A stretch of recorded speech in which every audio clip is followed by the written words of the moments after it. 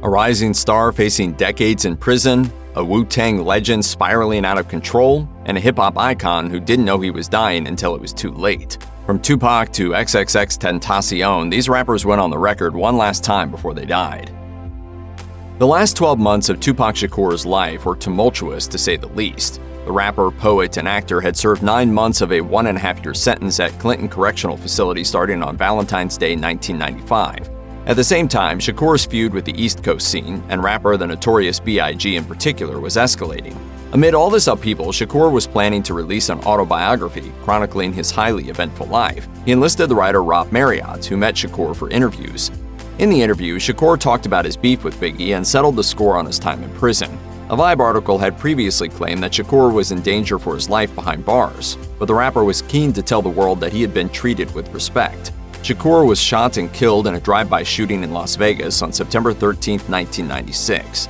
He was seated in a parked car with Suge Knight, the manager of his record label and the man who had posted his $1.4 million bail. Excerpts from Shakur's final interview were released in 1997 on a bonus disc accompanying the posthumously released Thug Immortal documentary. There can be no discussion about Tupac Shakur's tragic end without also mentioning that of his bitter rival, the Notorious B.I.G., who was shot and killed in a close-to-identical drive-by shooting just 6 months later. Biggie's final interview took place on February 24, 1997, just 2 weeks before his death, on the set of the music video for Hypnotize. Tragically, the single would become the soundtrack to the rapper's funeral. At the time, the world was eagerly awaiting Biggie's follow-up to his smash debut album Ready to Die, and the rapper discussed the scale of the forthcoming double album, Life After Death. Notably, Biggie believed the album would help him get his spot back after a period of making guest appearances and mentoring artists such as Junior Mafia. His interviewer also congratulated the rapper on the birth of his second son, CJ. At one point in the interview, Biggie appeared to regret how destructive his feud with Tupac had become. We two individual people, we waged a coastal beef. You know what I'm saying? Asked what he learned since his rival's death, Biggie claimed that he believed that it was his responsibility to squash the beef that had wreaked such deadly harm on the hip-hop community. I gotta be the one to flip it and take my power and flip it like, yo, they gotta be dead, you know what I'm saying? Because he can't do that. The former NWA star and influential West Coast hip-hop legend Eazy-E was expanding his focus in the last months of his life. As well as working on his solo material, 31-year-old Eric Wright had recently set up his own record label, Ruthless Records, and was championing a new generation of artists. However, as he discussed in his final interview with Rap Pages, recorded in January 1995, he was also embroiled in a number of disputes with several of the artists he had signed. Wright claimed that his treatment to the artists in question had been fair, however.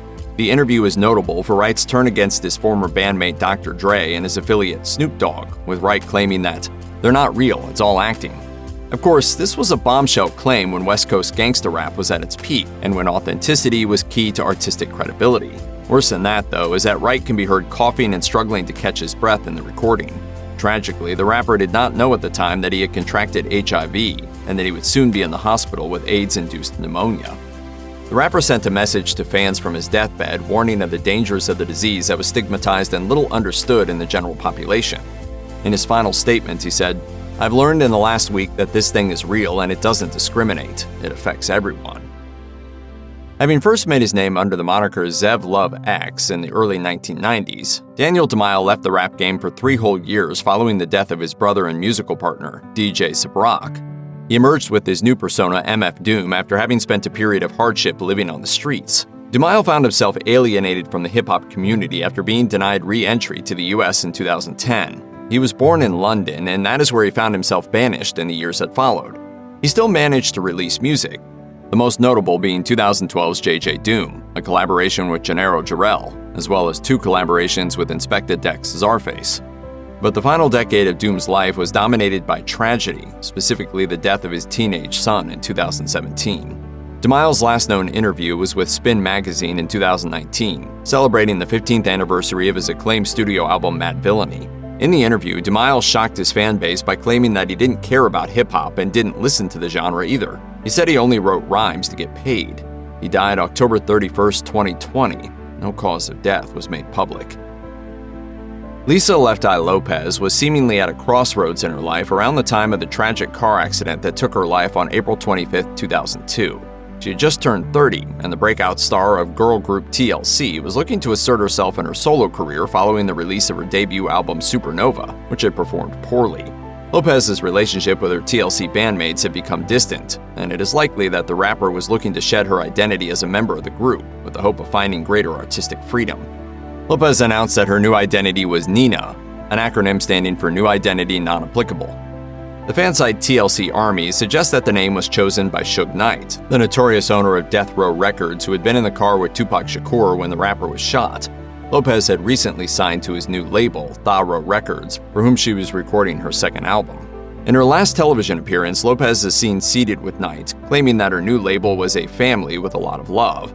Referring to Lopez as Nina, the interviewer asks whether there is still a Left Eye, to which the star responds, Left Eye is in TLC. Anything outside of Left Eye, outside of TLC, would be Nina.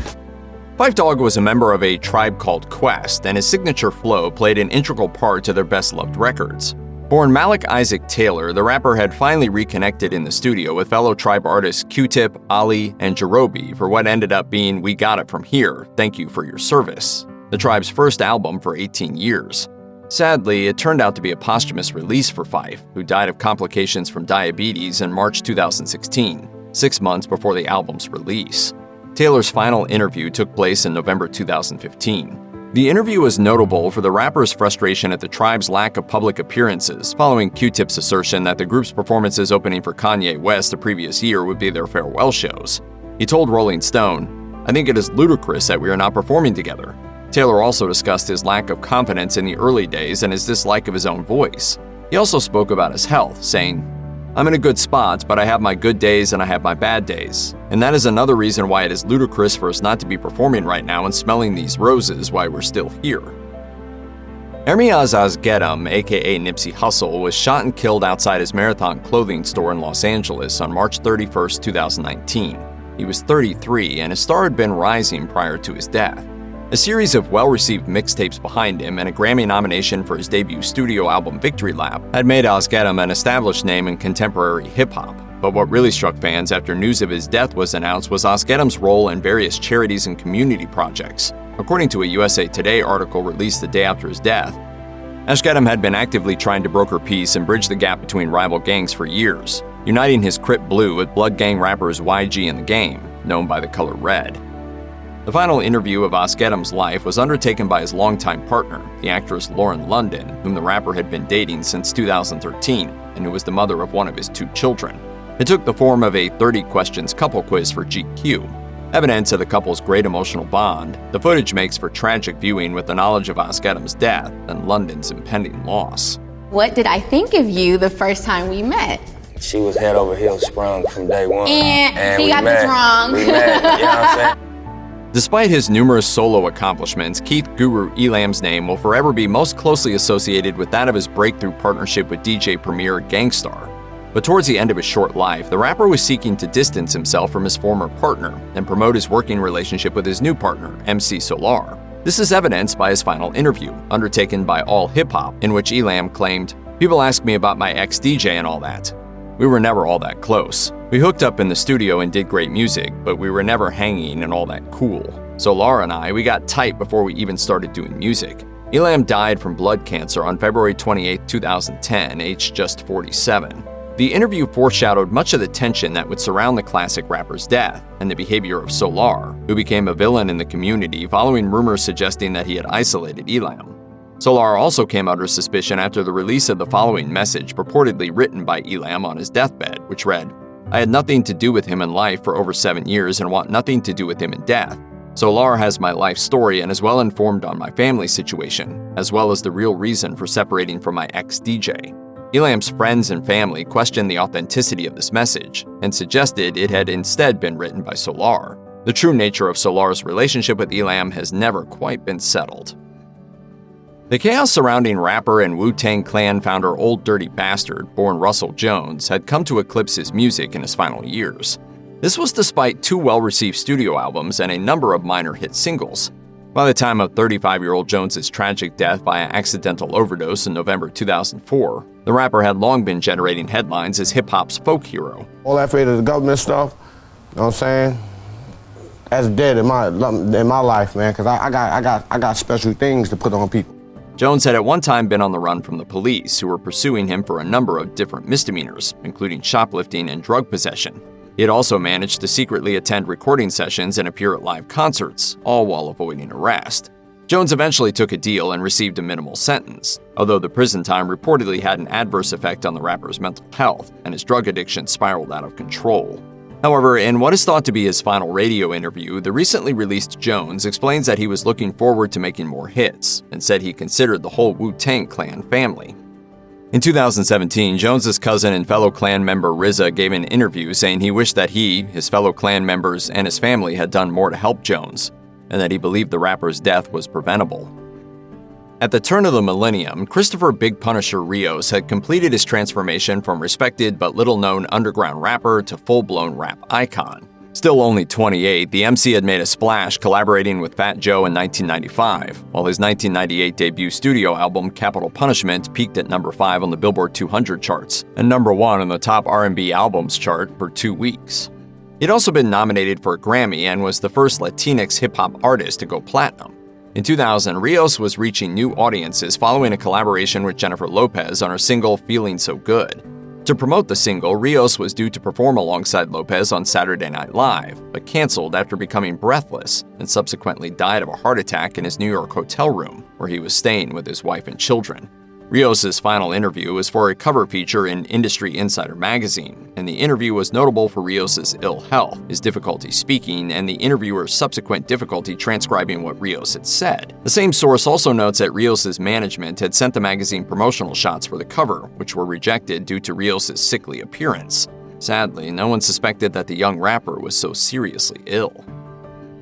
Real name Albert Johnson, Mobb Deep's prodigy, had long been open about suffering from sickle cell anemia, which had affected him throughout his life. He was in the hospital being treated for the illness when he died on June 20, 2017. The cause of death was mistakenly reported as accidental choking, a fact that led to Johnson's family suing the hospital and physician involved, claiming it was a case of wrongful death. The rapper was just 42. In his final interview, during an appearance on the Premium Pete Show podcast, Johnson discussed how he was first introduced to guns by his father at the age of 7. He also admitted that his touring with Mobb Deep in the late 1990s, around the time of the birth of his daughter, took a toll on his relationship with his child, but said that they had since made up for it. We'll go to great adventures and go out to eat and cook together in the crib, or we do a lot of things together. Better known as Lil Peep, Gustav R was a prominent face among the new wave of rappers emerging through the SoundCloud rap scene at the end of the 2010s. His life and career were cut short, however, when he died suddenly on November 15, 2017, following a drug overdose.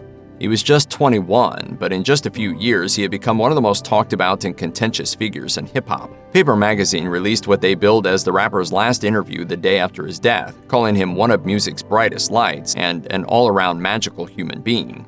In the interview, R expressed how much he enjoys touring and said that he had recently started taking himself and his career seriously after evolving from a mixtape artist to a commercial prospect. He was also thinking about his future as an artist, saying, "I want to go deep into fashion. I want to go maybe into acting. There's a lot of stuff I would like to go into. I want to do a lot of different things and dive into different worlds. I feel like I'm a creative and I want to take advantage of that." 20-year-old Jesse Onfroy, who went by the stage name XXXTentacion, was under modified house arrest when he undertook the final interview of his life. A journalist from the Miami New Times knocked on his door after finding the rapper's address on a discarded parking ticket. The subsequent article, published the day before his death from gunshot wounds on June 5, 2018, was more of a profile than an account of what Onfroy had to say. Following the news of his death, however, Miami news website Jitney Books approached the journalist Tarpley Hitt to get a sense of her 2.5-hour-long conversation with the late rapper. Onfroy was facing up to 30 years in prison for a range of crimes that included aggravated battery of a pregnant victim, domestic battery by strangulation, false imprisonment, and witness tampering. He derided the Me Too movement in the interview, claiming that it had inflated his alleged crimes and damaged his career. But the rapper also spoke about his spirituality, saying that he read the Quran and even believed in astrology and in witches. Onfroy suggested that his ex-girlfriend had performed witchcraft, specifically money spells, which he claimed had a real-world effect. Better known as MCA, the Beastie Boys' Adam Yauch was open with his fans about his health after being diagnosed with cancer in 2009. In a statement at the time, Yauch explained, I just need to take a little time to get this in check, and then we'll release the record and play some shows. It's a pain in the neck, because I was really looking forward to playing these shows, but the doctors have made it clear that this is not the kind of thing that can be put aside to deal with later. Yauch was optimistic about his illness, saying at the time that his condition was very treatable, and telling Gothamist that he was feeling all right. And they've caught it early, and it's not anywhere else in my body, and so that's the good news. However, 2009 also turned out to be the year of Yauch's final public performance before his death in 2012. During his illness, Yauch continued to communicate with fans via the group's online channels, and even found the energy to contribute to a new album. Prior to his death, the band discussed the new album in an interview with The Guardian. The interview was undertaken in Yauch's absence, with his bandmates explaining that Yauch was still in treatment, but that his prospects of survival looked good. Tragically, Yauch died on May 4, 2012, just hours before the article was published.